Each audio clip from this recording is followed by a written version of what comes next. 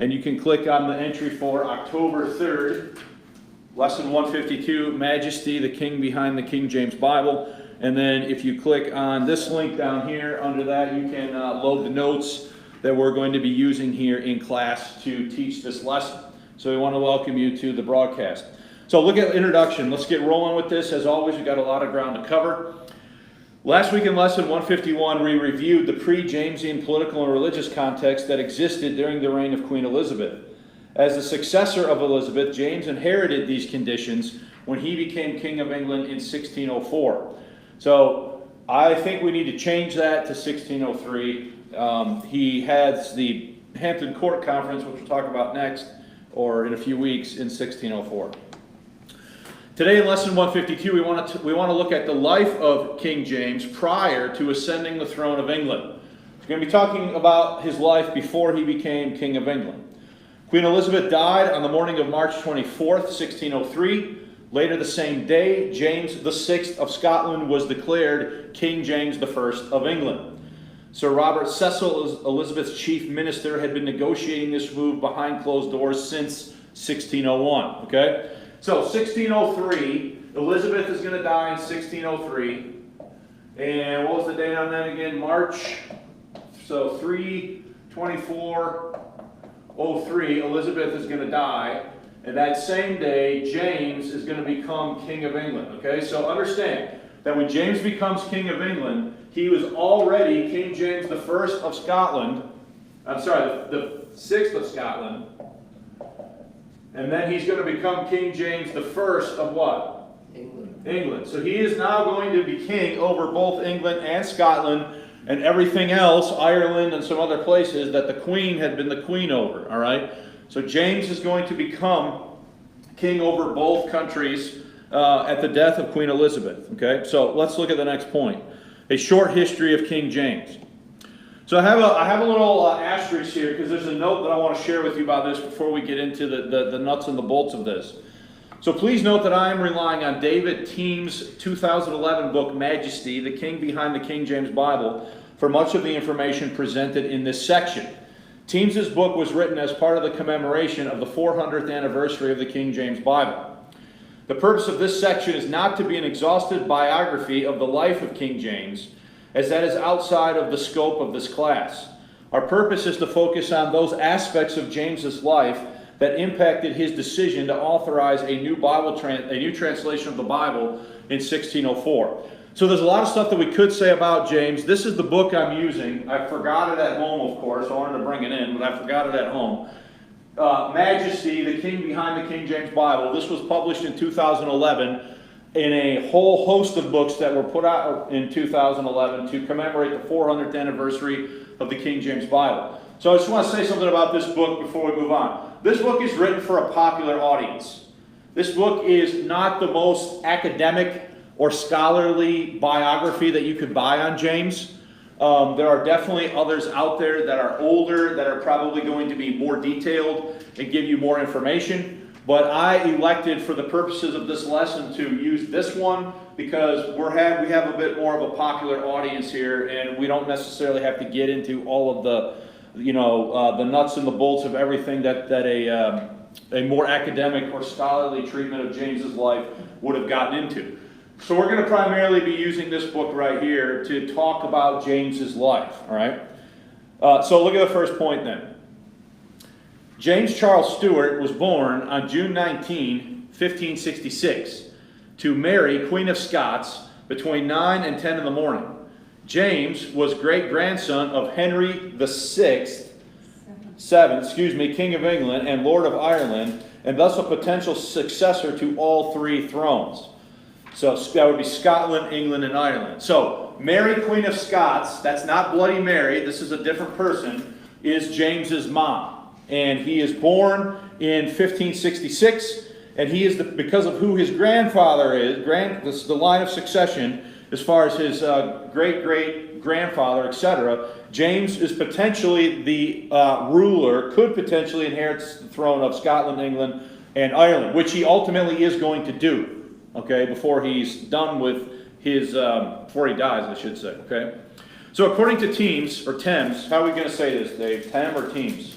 Teams. According to Teams, James was baptized as a child in the Catholic manner on Tuesday, December 17, 1556. Okay, now we have an incongruency on these dates here, because this would have him being baptized before he's born, according to the previous point. So obviously that's not possible. So Sylvia, we need to make a note for me to check these dates, because something is not right. You think it's 66? Yeah. All right, I kind of think that's right as well. So there's a typo in the second point. So let me start over. According to Teams, James was baptized as a child in the Catholic manner on Tuesday, December 17, 1566, we're going to say. This is what he says, quote, the child was baptized Charles James, Prince and Stewart of Scotland, Duke of Rothesay, Earl of Kyle, Carchick and Cunningham, Lord of the Isles, and Baron of Renfrew. So that's what he's baptized as. All of that. That whole thing is his title when he's born and baptized, okay? It was a festive event filled with all the usual pomp and ritual. At the insistence of the Queen, the baptism was Catholic. His godparents were the King of France and the Queen of England, Elizabeth, and the Duke of Savoy. Of course, they were not there. The Scottish lords, as a sign of soft protest, stood outside of the chamber. So, James is baptized as a baby, as an infant, in the Catholic manner. So this is a problem for the lords in Scotland, because they are almost all Presbyterians. They are not Catholics, and they do not approve of James being baptized in the Catholic manner. So they are present, but they are standing outside of the room, outside of the chamber where the baptism ceremony is taking place, as a form of soft protest that they don't like the fact that James is being baptized in the Catholic manner. Okay, is everybody following that point? So, the situation with James's parents reads like a tabloid journal or soap opera. There are far too many twists and turns, while interesting, are not necessary for our purposes in this class. Suffice it to say that James never had a relationship, James never had a relationship with either of his biological parents, and was essentially raised by nannies and tutors. Okay? So James, listen, if you want the details on this, grab the book, read 2 chapters of the book, and then it'll give you the gist of the situation with James's parents. But it is a star-crossed relationship. There's murder involved. There's all sorts of stuff going on in the relationship with James's parents. What you need to know, what we need to know, is that James never has a relationship with his mom. He never has a relationship with his dad.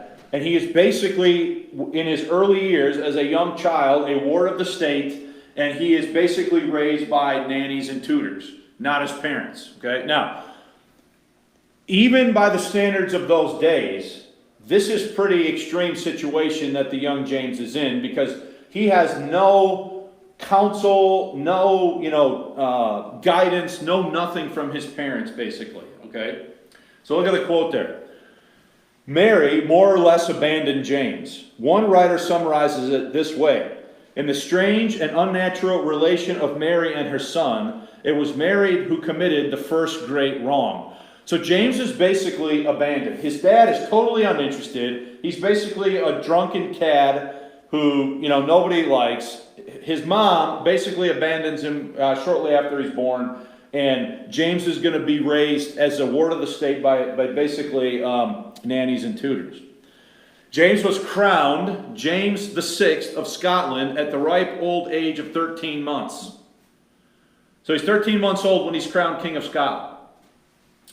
Neither of his parents attended his coronation. In contrast to his baptism, James's coronation was Protestant, overseen by a few members of the Scottish Kirk, a largely Presbyterian body. So this word Kirk is going to come up a lot in this lesson. The Kirk is the name given to the Scottish Church. All right? The Scottish Kirk, the Scottish Church, is largely Presbyterian. So James's baptism as an infant was done in the Catholic manner. The lords and everybody stood outside the chamber as a form of soft protest. But when he is coronated the king at the age of 13 months, his coronation is going to be overseen by the Scottish Kirk, the Scottish Church, and it's going to be conducted in a Protestant ceremony. Okay? Look at the quote. The little coronation took place at the Church of the Holy Rood, that's how I would say that, the parish kirk at Stirling, on a craggy hillside that rose to the castle. A total of 7 attended. John Knox preached the coronation sermon and used the moment to throw more slime on the absent Mary, the beloved Jezebel. The Earl of Morton took the coronation oath on behalf of James. He was, quote, to rule in the faith, fear, and love of God and maintain the religion then professed in Scotland. The Bishop Orkney crowned the king. So, none of his parents are there. John Knox, who was also an exile, he was also one of these Protestants who went to Calvin's Geneva during the reign of Bloody Mary, and he comes back and is very influential in establishing the Presbyterian Church in Scotland. He is going to preach this, and he's basically going to use the opportunity to just rip on James's mom. Okay? So, James obviously is 13 months old. He's got no say in any of this. This is just all sort of happening as part of the pomp and circumstance of the state, and James really has nothing to say, and there's only 7 people at this thing. So you can kind of get a little bit of a sense of the situation there, both within James's family, but then also sort of the political situation in Scotland. Bart, you look like you wanted to ask a question. Yeah, what precipitated him being crowned the King of Scotland? Well, he's in the line of succession, and his mom, Mary, Queen of Scots, basically is forced to abdicate for a variety of reasons that I'm not going to get into because they're too technical and we don't really need those points for what we're trying to accomplish. So he becomes king at the age of 13 months. Well, obviously, is he too young to rule? So that means there's going to be a system of regents and so on that are going to rule in his stead because he's not of age yet. Let's look at the next point. While the king's coronation was celebrated by fireworks, shooting of cannon, and feasting, James was too young to rule, which meant Scotland would be ruled by appointed regents. According to Teams, having a baby on the throne was somewhat common practice in Scotland. He says, quote, baby kings and baby queens had been the rule in Scotland since 1406. James V, the grandfather of our king, was crowned king at 17 months old. His daughter Mary was Queen of Scots at 6 days old. That meant the country was managed by regents appointed to rule in the name of the king or queen. These serial minorities were beneficial to the nobles, who gained in both power and autonomy, wearing the name of the king like a badge. It became the odd and yet unquestioned architecture of Scottish politics. Okay? So, if you're a noble, do you love this? Yeah. You absolutely love this. Why? Because you have minor kings. So they're not able to really do anything or challenge your authority or any of that sort of thing, right? So if you're a Scottish noble, do you love this situation where you have this succession of monarchs coming to the throne that are, minors? And so you have all these regents. So, of course, the Scottish nobility is going to take advantage of all of this or try to use it to their advantage to increase their own power and, do all sorts of crazy stuff. And they're not going to like the fact that eventually James is going to grow up. And for good, bad, right, wrong, or indifferent, James is going to become ultimately a fairly powerful king. And they're not going to like it so much when he comes to power and starts to assert his authority. But we're getting ahead of ourselves, okay? So on pages 33 to 35, Teams chronicles the list of 4 regents who ruled Scotland in James's stead while he was a minor. Quote, like his mother, James provided bad luck to these men. The Earl of Moray, Mary's half-brother, was the first to rule. Of course, rule is a bit misleading. Not having the name, pedigree, or divine right of kings, I should say, I think. Divine right of, let's check that, Sylvia, mark that, I need to check that. The regent, while not altogether powerless, was still subject to the kirk, which is the church again. Remember that when you see the word kirk, think church. Which was subject to the kirk and the nobles, who were always scheming, always circumnavigating, always playing a bit of a shell game. If you need an image to capture the regent, you might think of substitute teachers you had in high school. Everybody knows, right? When they come into class and there's the sub, what do they think? I can get away with something this hour, right? Well, that's basically the imagery of what's going on here, right? So you have these regents, they have no pedigree, they're not really anything except basically managers, and everybody takes the opportunity under these regents to basically be unruly children, okay? Next paragraph. Maury was assassinated, shot in 1570 when James was 4 years old. The next to quote rule was James's paternal grandfather, the Earl of Lennox. The somewhat nervous Lennox was the choice of Elizabeth as well. Elizabeth had strings and pulleys everywhere in the Scottish government. Lennox was shot in 1571, and young James, 5 at this time, had the added honor of watching him die. Horror, excuse me. I meant horror, not honor. But anyway, he's 5-year-old. There's his grandfather. He's there and watches him be assassinated, okay, at the age of 5. James actually loved the old man and was fond of him. As one source said, love was something that James had little experience with. The third regent was his caretaker, the Earl of Mar. His regency lasted a whole year. It is assumed, and it would be nice to assume, that Mar died of natural causes in 1572 when James was 6.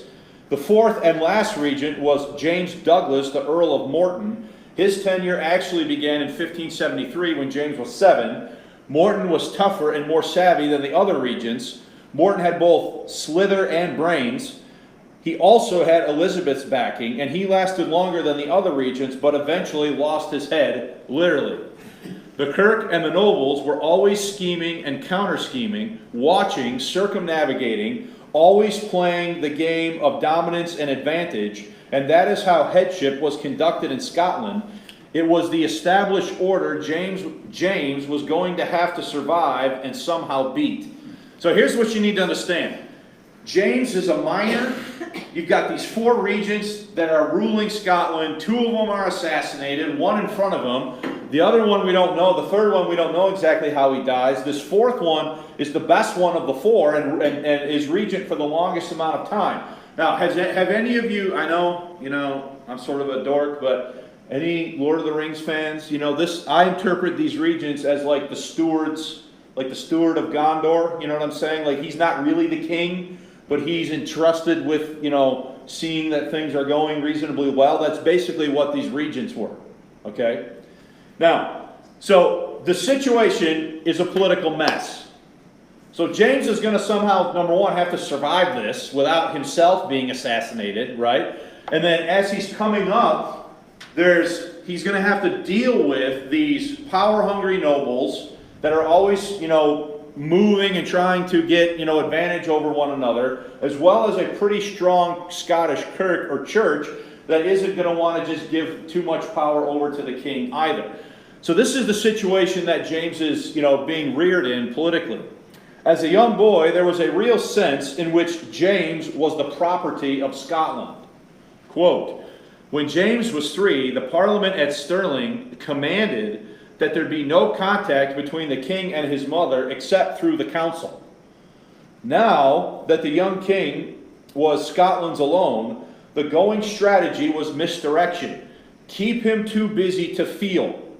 Fill his day with industry and study, with the emblems of pious and worthy kingcraft, and shift his heart from its queen, his mother, for even there she must be dethroned. The Kirk and the nobles had just the man for the job. So understand, do any of the lords or anybody in the church, do they want James to have a relationship with his mom? No. So the mom did the first wrong by abandoning him, but now the powers that be are going to take the young king and they're going to intentionally seek to isolate him from his mother. Okay? Is everybody following this? Yeah. Any questions so far? All right? At least it might have saved his life. Sounds like everybody else was assassinated. I mean, it could have. Yeah, that's a fair point. I mean, that could be the case. It might have saved his life, this isolation. I mean, because that one was killed in front of him. What prevented him from being taken as well? I apparently just... I don't know the details of why James was not also assassinated, but obviously he survived and was not. but he does watch his grandfather be, murdered right in front of him. James's education was overseen by the brilliant but tyrannical George Buchanan. Teams covers this point in chapter 5, titled Greek before breakfast, Latin before Scots.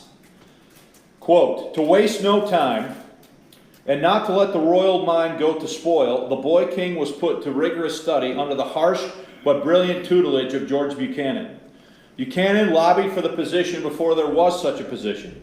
Philosopher, poet, Latinist, Buchanan was perhaps the best educator to be found not only in Scotland, but he had an impressive reputation in the world at large. He had once been the teacher of the great Michel de Montesquieu, the French essayist. 60 years older than James, Buchanan was an old man in the winter of life, set in his ways and intolerant of large names and sapling princes. He was a brutal master with a biting wit. Other than his great intellect, he had the one particular quality the authorities admired most: he hated the king's mother. Backed by the church, he was more or less father. So in other words, of all the people in James's early life, for good or for bad, this guy is probably going to shape him the most. Okay, Buchanan considered it part of the king's education to malign the Queen of Scots. He never missed an opportunity to wreck what small memory the boy had.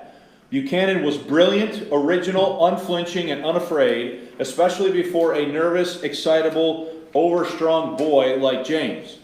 It is amusing, and it reveals something about the boy, but as much as Buchanan tried to make James into his perfect king, James was inclined toward the exact opposite. Newton's law of reciprocal action applies. To every action, there is an equal and opposite reaction. Buchanan considered democratic nationalism the ideal form of government, which he said, quote, proved most conducive of human good. James thought no such thing.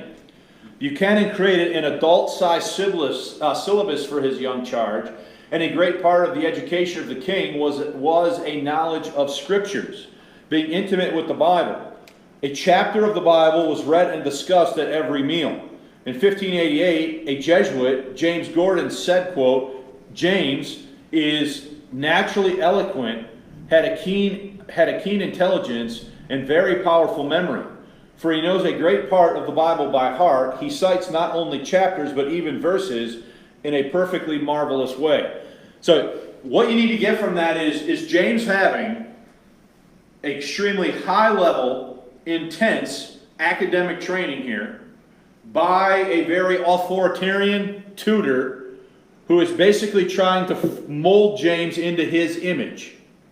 Is everybody following this? Okay. So his education is broad, it's wide scoping, it includes philosophy, politics, it includes Latin, it includes the Bible, it included Scripture.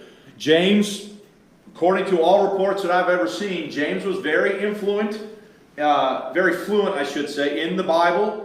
He could quote a bunch of it. He knew the Bible very well. He knew what the Bible said on a great many subjects. Okay. Now, I'm not suggesting that he knew anything about dispensational truth or anything like that, but is the Bible a part of his education at the hands of Buchanan here? Okay. So, in summation, while noting his tyrannical nature and propensity to strike James, so this guy would beat him. Buchanan would hit James and beat him if he stepped out of line. Okay. Teams calls Buchanan, quote, an effective educator of sovereigns and an architect of great minds. So, when I picture in my mind this description of James's education, I think like old school, like nuns in a Catholic school, where you step out of line and you get the ruler or something, right on your knuckles or something like that, right? That's what I envision when I read about James's education. So, it's broad, it's intense, but there's some fear involved in this thing too for the young boy as he's being, basically reared in a way by this very authoritarian tutor, Buchanan. All right. Now, before we go any further, anybody have any questions? Yeah. How old was James at this time? Because the tutor was 60 years older than him, but didn't say when he started. So I would assume I don't know the exact age of when this guy started tutoring him, but it had to be sometime between basically 5 and 12 or 13. So it was for a long time that this guy was, tutoring James. Probably maybe 10 years even. Like, this is not just a short period of time. That's why I say this guy, more than anybody else, influenced who he ended up to be. Right? Teams notes that James, quote, developed and exercised his academic prowess as a means of compensating for his physical imperfections. So apparently James was not a very attractive person. And, you can think what you want. That's another reason why I left this image up here. This is a famous painting of James. He's obviously much older, but in his youth he was, kind of like not very athletic and gangly and, not real attractive apparently. He wasn't a good-looking child or anything like that. So what he does then is he throws himself into academics and being the smartest guy in the room kind of a concept, right? I know I'm not going to be the best looking, the most athletic, and so on and so forth, so I'm going to go this route where I know I can kind of develop myself. So look at the quote here on page 4. Being born a king doesn't always guarantee one will have the capacity or the necessary aptitude to be a king. James had capacity. His physical weakness was an advantage because it belied an intellect that was not weak or stricken in the limbs. This will sound like a contradiction, but beneath his renowned cowardice, and I don't really know why he chose that word, but that's what it says, his renowned cowardice was a somewhat courageous mind. James V had the goods to be a fine king. James VI had the proper instincts to rule, and those instincts were set at liberty not only by the severity of his education, but also by the deadly challenges, the Goliaths that stepped in his path. He survived, and that is an accomplishment. Though he abandoned much of what he learned when he put on the English crown, in Scotland he learned when to keep his mouth shut and when to speak. So the picture you should have of James is of a sort of physically non-imposing person in his physical stature, in his appearance, but somebody who kind of knew that and then sort of went into the direction of academics and knowledge and thinking and reason and logic, etc., as a way to compensate for what he perceived to be his physical limitations and weaknesses. Okay? So, is everybody with me? On March 8, 1578, at the age of 11, James's minority status was set aside, and he became the official ruler of Scotland, though many would still try and control him and exert their own influence. So James is going to be sort of officially deemed worthy to rule at the age of 11 on March 8, 1578. Okay, at the age of 11. So, I have 2 boys, and I can't see them ruling anything at age 11, but, anyway, or 16 for that matter. But here's what he says, quote, Scotland suffered chronic identity crises, a condition that made the nobles rich, made the church both powerful and pontifical, and made the throne, just as they wanted it, impotent. A poor country with a poor self-image run by a pack of animals. So that's what James is stepping into now. Okay? Look at top page 5. Now, it would take James until 1583. So let's look at these dates here. Look at the bottom of page 4. He officially becomes king in 1578 at the age of 11. And everyone's still kind of trying to tell him what to do, right? So look at the top of page 5. It would take James until 1583 to wrest supreme control over the government from his ravenous pack of rivals.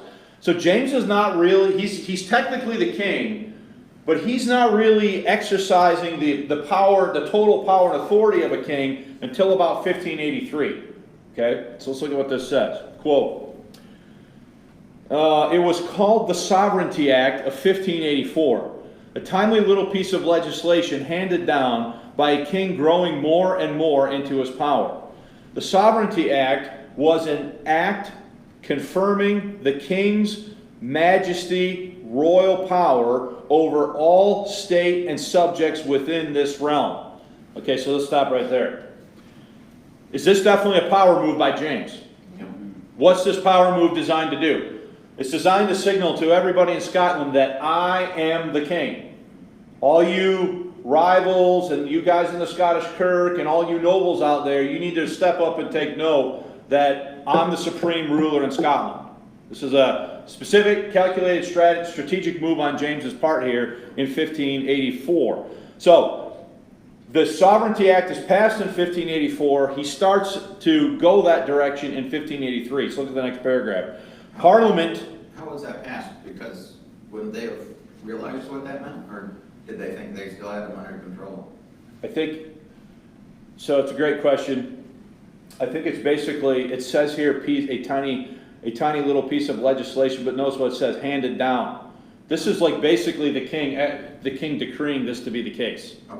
Okay? And then of course everyone's going to whine and cry and have a fit and, say, oh, you can't do that and all this sort of stuff like you would expect. But the decree is basically being handed down by James. It's basically a royal pronunciation. Look at the next point. Parliament declared James head of the Church of Scotland. He and his privy council were given jurisdiction over ecclesiastical cases. The courts and assemblies of the Kirk were dissolved and could not reconvene without royal sanction.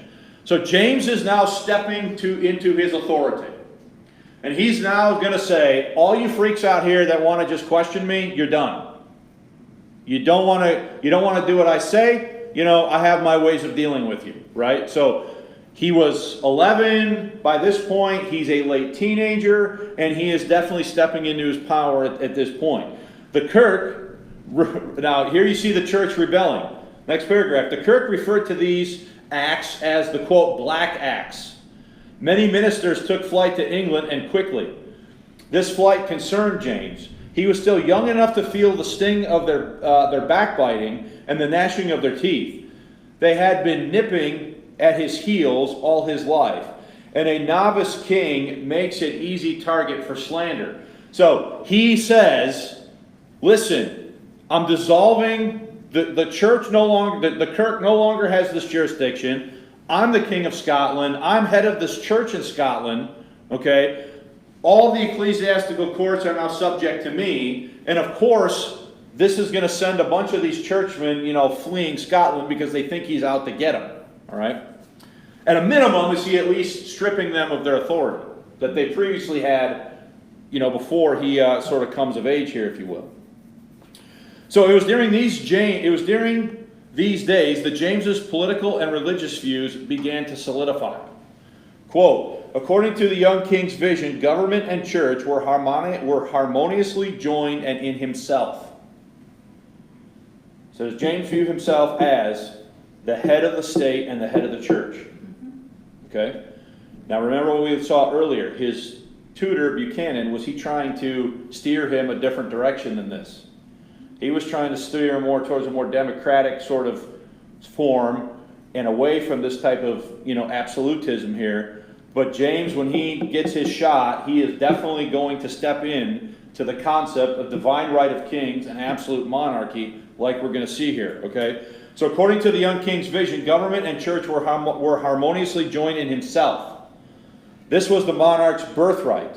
The share of divinity he was given at birth was for this reason to unite the warring tribes, spiritual and temporal, into one person. It was a theme he would not depart from. All the schism within his own psychology worked within him, and by such a powerful algorithm that union became the driving force of his theory of government. Okay? So James is very much going to say, and we'll see in a minute, very strong statements, right? He is very much going to say, I have a portion of divinity by divine right. I am supposed to be the head of the state and the head of the church. Look at the next paragraph. The issue was that of bishops or no bishops. Now, so here's the thing. Could James have easily sort of waved his scepter and done away with all that if he wanted to? It was either episcopacy or Presbyterianism. After all the smoke cleared, a compromise was reached. The bishops remained. James had his way, not fully, but sufficiently, and he was 18 at the time. Okay? So at this point, do we see a king emerging and stepping into his power, and asserting his power and asserting his authority now, in a way that is obviously going to make the nobility and these churchmen upset, because up to this point, for almost 200 years, have they been able to basically do what they want under this series of minority rulers, etc., and all these regents and all this stuff. And so James is, going to definitely challenge all of that here as he's now stepping into his power at the age of 18. Now, anybody got any questions before we go to the next point? Where does that concept of nobility come from God? Where they, not just England, but all the places in Europe, they all thought that this is my God-given right, or all. Where did that? So I would say possibly two or three things. Okay, first of all, through what I would consider to be a misapplication of certain verses of Scripture. Second would be from the Catholic hierarchy, because the Pope basically views himself as the spokesman of God, right? And then there develops within the nobility of Europe this idea that God is the one who made them king.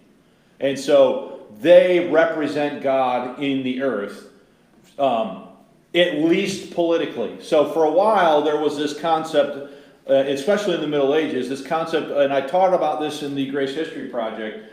It's called the theory of the two swords. That there's a religious sword and there's a political sword. Throughout most of the Middle Ages in Europe, the Pope wielded the spiritual sword and the kings wielded the political sword, right? And I would say to you that the Pope was still kind of like this over these kings, because he could excommunicate them. He could put them. Have you ever heard of something called interdiction? He could put a whole country, if he was upset with a king, he could put the whole realm under what they called interdiction. And what interdiction is that whole nation or kingdom was barred from taking the sacraments. So this is really a political manipulation maneuver, right? Because under Catholicism at the time, if you were barred from access to the sacraments, were you being barred potentially from entrance into heaven? Because the sacraments were a means of grace, right? So the Pope had a lot of power religiously to manipulate these kings, okay? Now over time, the kings are going to start to realize, most notably Henry VIII, is eventually going to say, forget you. You won't give me what I want. I could do this thing myself, right? So as time goes on and you get to the later Middle Ages and into the early Renaissance, a lot of these kings are starting to say, why are we ceding power to the See of Rome? And why not, when we could just have all this for ourselves? And so there's a lot of things, there's at least two or three things that are kind of like ingredients into where this idea is going to come from. But it is going to become a prominent idea. Elizabeth herself viewed herself as absolute, every bit as much as James does. And then once it started way back, and then it was just a birthright. You were born into that. You were born into that, and it was not questioned. Yeah. So all of this is what I would consider pre-liberal. And when I say liberal, I mean liberal with a small L, not a capital L. I'm not talking about liberal on the modern political left. I'm talking about liberal in the sense of freedom of religion, freedom of speech, limited government, all of those concepts. At the time, so when you have a king that's ruling absolutely, and now you have all these thinking of this political philosophy and ideology coming into existence about the people and freedom of speech and freedom of religion and all of this stuff, that was the liberal movement of those days, right? To question all of this stuff. But as we'll see as we go through the rest of this whole thing about the king having absolute authority for a very long time just went totally unquestioned. People just were like, yeah, that, because you had that real strong connection with church and state still, that people didn't really question until the Reformation for sure. And then after that, then the sort of floodgates are opened up on that. So I know I'm kind of giving you a little bit of a rambling answer, but it's the best I can kind of do off the top of my head. But I don't think it's inaccurate. Anybody else? How much more do we have here? All right, we got to get moving. James's mother, Mary Queen of Scots, was executed in England on February 8, 1587. Following the death of his mother, James had another 16 years to occupy the Scottish throne. But those years proved him an effective king. A disassembling king, a player, a neurotic, canny, private, smutty, and somewhat paranoid king, but a capable king, a king who had long learned to keep and attend his own counsel, who might nod yes and think no, but a king nonetheless. Remembering, too, that his young mind, in spite of its forceful schooling, was like a sponge, and he learned from all of them, if no more from Elizabeth, her southern master. Like her, he learned to vacillate, to say one thing and mean or do another. Still, and for many reasons, he would never be an Elizabeth. Who cares? He was James. He too was one of a kind. So go to top page 6. In the summer of 1588, the summer of 1588 saw the Armada crisis threaten England's autonomy. So this is the crisis with the Spanish Armada. While hindsight tends to view England's victory as inevitable, that was not the case by any means at the time. England and her queen were more vulnerable than people might realize. Instead of using the crisis as an opportunity to challenge Elizabeth's power, James remained loyal to the queen. Quote, James, instead of taking advantage of her vulnerability, offered himself to Elizabeth as a son. He kept the Scots Catholics quiet and would not allow Scotland to be a port of entry for the Spanish or anyone else. So, is James supportive of Elizabeth during the Armada crisis? Okay. A decade later, in 1598, being a much more seasoned monarch, or I should say seasoned monarch, not monarchy, James set forth his views on divine right and politics with a pair of books, The True Laws of Free Monarchs, and I need help on the pronunciation on this one. Basilicon Dorna or Dorn? Doron, right? Yeah. Basilican Dornan, right? Yeah, Basilicon Doron. Basilican Doron, all right. Sounds good enough, right? And by the way, however the teacher pronounces it, it has to be right. So, a fine first sample of kingly spine. This document, along with its successor, Basculon Doron, 1589 or 1599, dates vary somewhat, okay, expressed and amplified his beliefs in divine right and absolute, now that should say an absolute monarchy. To James, it was a matter of doctrine. It was an order established by God himself. So the idea of divine right for James is an absolute tenet of faith. It's a doctrine. The Bible teaches it, according to James. Among other things, James believed that during a monarch's coronation ceremony, the individual is transformed or becomes, quote, possessed of those sacred powers of majesty that God alone can bestow or call into account. Thus, coronation was a type of baptism, an epiphany, and epiphany rolled into one. Okay? So what he's literally saying in these books is that when the king is coronated, something is happening spiritually, mystically, etc. at that moment where they are possessed of those sacred powers of majesty that God alone could bestow. So when he's coronated king, does he believe something, uber spiritual happened to him when he was coronated as the king? While objectionable to modern minds, the notion of divine right did not originate with James.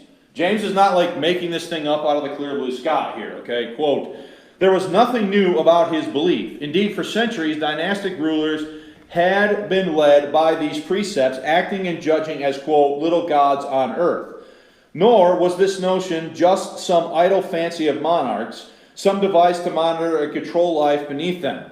It was, quote, the faith of the commoner as well. So the commoners, did they believe that about the king? Did they believe there is something special and unique and distinct about the king? Now that's real convenient if you're the king, right? Because you don't have to convince anybody about this. They already what? They already believe it, okay? In a culture that mingled religious faith and civil headship, it was unquestioned. There was as much spectacle about the throne of a king as there was at the altar of God. Now I want to comment on that. This develops largely under Catholicism, but is there a lot of spectacle as part of the Mass? And is there a lot of reverence for that spectacle on the part of commoners? Well, do they think the same thing now about the king and his throne? So they were able to sort of tie all this stuff together at a time where people weren't really questioning all of this stuff, right? So the Jacobin age, here's the point I mentioned earlier. The Jacobin age was pre-liberal, meaning that the rights of an individual, personal freedom, and the right to question were not considered at that time. So nobody was running around saying, I have a Bill of Rights. You can't do this to me. That was this whole idea of divine right and James ruling in this way. This is pre-liberal in that sense, right? So you think about, a lot of, I don't even hesitate to mention stuff, but there's a lot of stuff going on today, right now, with our current political situation, where people feel like they're being ruled from on high. And stuff is being decreed and they're just supposed to do it, right? And then what's the response? Well, you can't do that to me because you're violating my what? Rights. My rights that are granted to me by this document and that document, etc., right? Well, no one had that idea back here. Okay? Is everybody following that? Now, there might have been people who didn't like everything the king did, which obviously is true, but there wasn't that same structure and mechanism to kind of protest against that like we have today in a post-liberal world, okay? And again, I'm not talking about the modern political left. I'm talking about liberal in the most generic sense of having these, rights and access to protest and some of those kinds of things. So today, look at that. Let's finish that paragraph. Today we demand a separate church and state. They did not. Okay, now, I know there's a lot made in our current situation about separation of church and state. I'll say this. I am very glad we do not have a state church in the United States. Okay? We don't have a state church, which grants each American the freedom to choose what they want to do, what they want to believe, where they want to go to church, etc., even what religion they want to be, right? While I think there are a lot of folks making bad choices about where to go to church and what religion they should be, a liberal system allows for them to be able to make that what? Choice. That choice, okay? These people didn't have that system, and they never even thought to say the church and the state should be what? Separate. That's going to happen later on in history, right? One, look at the next sentence, one did not exist without the other. The claims of divine right were not a shock to the Jacobin. It was not the hard sell that we imagine. So we sit here in modern 21st century and we hear, what is James doing? Well, you got to understand, it was normal for James to think this, and was it normal for everybody in the society to agree that the king had this authority? Okay? So don't read our current understandings back on those folks, is what I'm trying to say. The true law of free monarchies is a simple and straightforward presentation of divine right and absolute monarchy. Team states the following regarding this important book, quote, "It is basically a primer, a practical guide to teach his subjects their obligation to their sovereign and his obligation to them. Obedience to the king, that is, himself, was therefore a religious obligation, and any revolt was wickedness, a transgression against God. The true law," we should need to put that in italics, "true law is brief, and it is written in very plain speech with few ambiguities. Quote, My purpose is to instruct, not to irritate, the king said. Kingship is scriptural, and all of the laws that determine kingship are written in the scripture. Even bad kings are sent among us as a king of judgment sent by God. The following excerpts serve to highlight James's thought on the matter. James is utterly sincere. So this is a quote from James. Kings are called gods by the prophetical King David because they sit upon God, his throne in earth, and have the count of administration to give unto him. So James views himself as totally put there by God, and that James will one day give account to who for his administration as king? Yeah. To God Almighty. That's what he's saying in that quote. King, father, judge, lawmaker, minister of God, peacemaker, pastor, James leaves little room for any other interpretation of his office, nor will he suffer any. The king is, there's two Latin phrases here. He's first, the Lord of all good, and he is direct Lord of the entire dominion. So I'm just reading the English there, okay? And again, it is an important innovation. Again, this is not an innovation, but a recapitulation, a clarification of an old what? So is James saying anything that hadn't been said before? But is he spelling it out clear for his, what's the word I want? For his countrymen, so to speak, the people that are under his authority, about how this relationship works. But there is more in it than that. His writing, much more than a display of erudition or craftsmanship, was a shepherd's staff. His whole intention is imperial. He sees himself, quote, as a loving, nourished father. A subject's service to the king is their service to God. Any resistance or opposition to the king is opposition to God himself. It is a very tight order. The king is appointed by God. He is responsible only to God, and the king is accountable to no law but God. This is the real key to understanding King James. This is heart central, the underpinning of all he believes. His belief is profound, incompatible with a world tending towards the individual. But if there is greatness to be discerned about him, it is on this wise. This is where he is most grounded. So James absolutely believes this. He buys this. This is what he's teaching the people in the books that he writes about what his obligations are to God and what their obligations are to who? Are to him. So the whole idea that a president or a governor has to be subject to some law other than God himself, that idea that a governor or a president or a king is limited in power by a governing document like a constitution or a Bill of Rights or something like that, that is not an idea that anybody had back here. That idea is beginning, it's in its infancy amongst some high intellectuals, but it's not an idea that is widely accepted at that time. Okay? So let me finish and then we'll take some questions.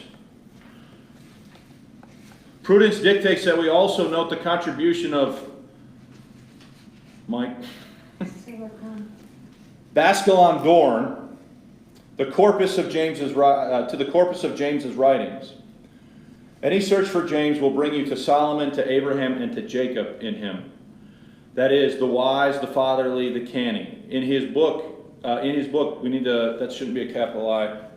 In his book, Bascalon Dorn, Greek for kingly gift, he engages all of them. Divided into 3 books, the text is at once personal, then formal, but always instructing. It is difficult, should say at times, for modern tastes and stalls in places. The Solomon is lucid and generous. The Abraham is warm and nurturing. The Jacob is the one doing the writing itself. So he kind of plays different characters off of scriptural models. There is what you need to take from that. Still, James is not selling as much as he is stating his belief. He is more Israel than Jacob. The text is translucent, bright, with instruction and command. But James, as clear and as wise and as fatherly as he expresses himself, simply does not live by what he preaches, at least not completely. But being James, he believes what he is saying, and he is utterly sincere. It was meant to be a private publication, a gift from father to son. Prince Henry was 5. By the time James was King of England, just 4 years later, it was a runaway bestseller. So this book, that I can't pronounce the name of, Basculon Dorn, or it's got to be good enough, it's a bestseller by the time he becomes King of England. It was never intended for public consumption. It was intended to be a father addressing his princely son on the issues of rulership, but it becomes a bestseller in Scotland and England by the time he becomes king. It is shameless is it shameless self-promotion? So that's a question. Did he plan it this way all along? Is it a message to the Kirk, to those who tried to hold him down or beat the monarch out of him? Is it a clever piece of princely propaganda? He is king, he is James. Basculon Dorn is an amplification on true law, in which James forwards the notion of divine right a bit further still. An opening sonnet acts as prologue to the body of the work and a glimpse of its spirit. So this is what James wrote. God gives not king the style of gods in vain. For on his throne his scepter do they sway, and as their subjects ought them to obey. So kings should fear and serve their God again. If then ye would enjoy a happy reign, observe the statutes of your heavenly King. And from this law make all your laws to spring, since his lieutenant here ye shall remain. Reward the just, be steadfast, true, and plain. Repress the proud, maintaining the right. Walk always so and ever in his sight, who guards the godly, plaguing the profane.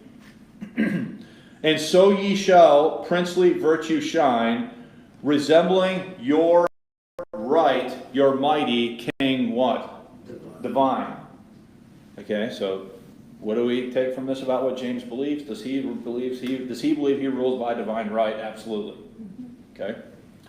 Considered the best prose James ever wrote, Basculon Dorn is an instruction manual, a code of kingship.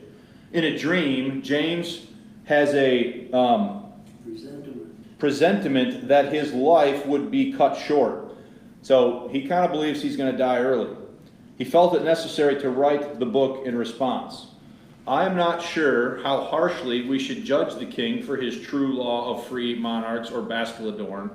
He gives us something of himself. In particular, he lets us know just how deep his belief is. So, wrapping this up.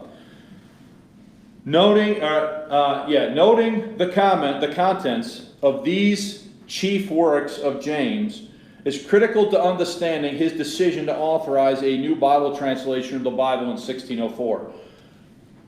When he makes that choice, he is making that choice out of what he believes religiously and spiritually to be the case, and out of the historical and political context that he has inherited. He has reasons that go way beyond simply, yeah, we need to have another Bible. It is a political decision for him based upon the external situation that he's inherited now as being the king after the death of Elizabeth, as well as what he believes about kingship, what he believes about authority from his own personal time as the King of Scotland before he became king of what? England. So when he steps into that situation where he makes that decision, first of all, he's stepping into a specific historical context where there's a lot of things going on, but he steps into it with a philosophy, with an ideology, with a religious belief about his role in the matter to decide what should happen in England at that time. So the choice to retranslate the Bible is not a flippant, unthoughtful choice the king makes. It is the result of both the context that he's in and what he believes about his role in that context. You guys following that? So, noting the contents of the chief works of King James is critical to understanding his decision to authorize a new translation of the Bible in 1604. For James, the decision was largely a political one, as we will see in future lessons. I'm almost done. Much more could be said about the personal life of King James that is beyond the scope of our purposes in this class. Our goal has been to focus in on those aspects of James's early life that most impacted his decision to authorize a new translation of the English Bible in 1604. Okay? Unfortunately, we're past time. I'm going to have to end this stream. If you guys that are here have any questions that you want to ask while we pack up, feel free to do that. But I've got to shut this down and move on for our main service. Okay? So thanks for your attention. We'll see you next. Oh, next Sunday I will not be here. Blake is going to be your teacher next Sunday. Okay? So all of you need to make sure.